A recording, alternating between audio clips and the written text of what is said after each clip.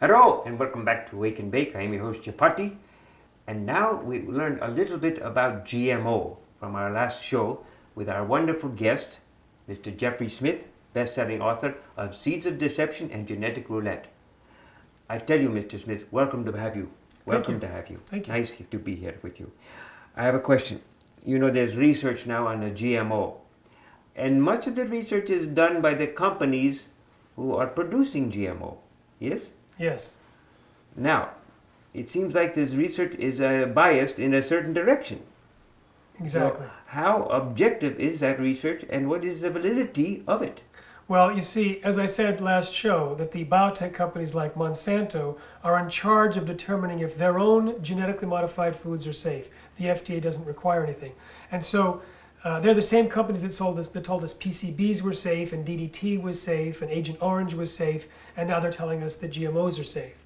But when you look at the actual research that they do, it turns out that it's designed to avoid finding problems. These companies have bad science down to a science. They use the wrong control groups, the wrong length of study, the wrong detection methods, the wrong statistics, and we've analyzed it, and it turns out some of their studies show actual signs of toxicity and higher death rates that they simply ignore. I don't understand. How can it be research? It does not seem to be objective or scientific. Well, one example, when Monsanto wanted to show that its genetically engineered bovine growth hormone, Yes. which is injected into cows, they wanted to say it didn't interfere with the fertility of cows. Yes. But when documents were stolen from the FDA and later made public, it revealed that the Monsanto scientists apparently secretly added cows to the study that were pregnant before they were injected. When some researchers wanted to show that the bovine growth hormone milk, that the bovine growth hormone in the milk is destroyed during pasteurization, they apparently pasteurized the milk 120 times longer than normal and also spiked it with extra hormones. I know this takes out much of the nutrition, the pasteurization, the homogenization, all this. Now, the doctors in America, many of them are prescribing non-GMO That's to right. their patients. That's right. It seems to be something funny is going on here, because much of the biotech companies are pushing the research for the research on the GMO, and the doctors are shying away from this and going in their own direction. That's because a few scientists actually do independent research. And they find in virtually every study that they do, organ damage and higher death rates and reproductive problems. Unfortunately, what typically happens when an independent scientist discovers adverse findings on genetically modified foods is they're either fired from their job or silenced with threats of a lawsuit or forced out or threatened, or they lose funding. And I've interviewed many of these scientists, and I write about them in both Genetic Roulette and Seeds of Deception. I'll give you an example. Yes. There was a senior scientist from the Russian Academy of Sciences who fed genetically modified soy to mother rats before they got pregnant, and then continuing through pregnancy and lactation. More than half of their babies died within 3 weeks, compared to only a 10% death rate among those that were fed non-genetically modified soy. They also found, one scientist found that when he fed rats genetically modified potatoes, the rats had potentially precancerous cell growth and smaller brains, livers, and testicles, partial atrophy of the liver, and damaged immune system after only 10 days.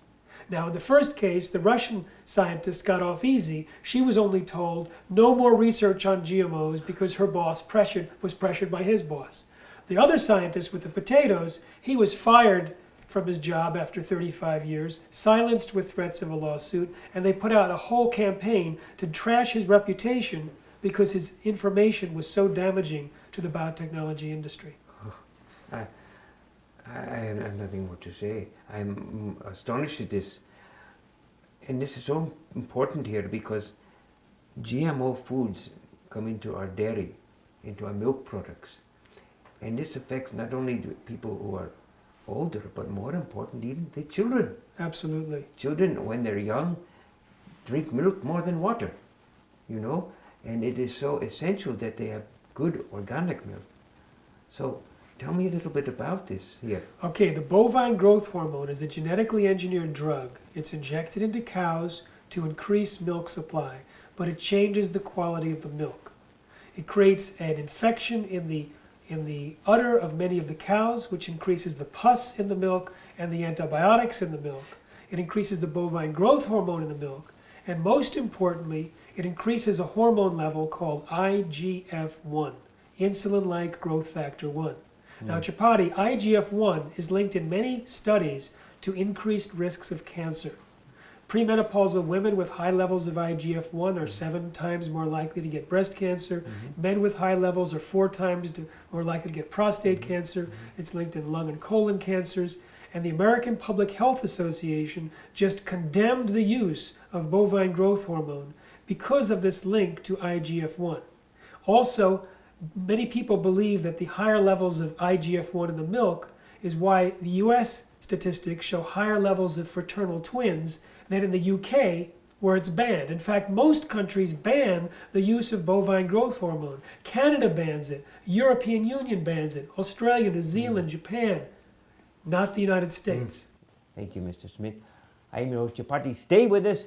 Don't go away. I'm holding Mr. Smith here so he does not leave. You stay here too. This is Awake and Bake. We'll be right back in just a minute.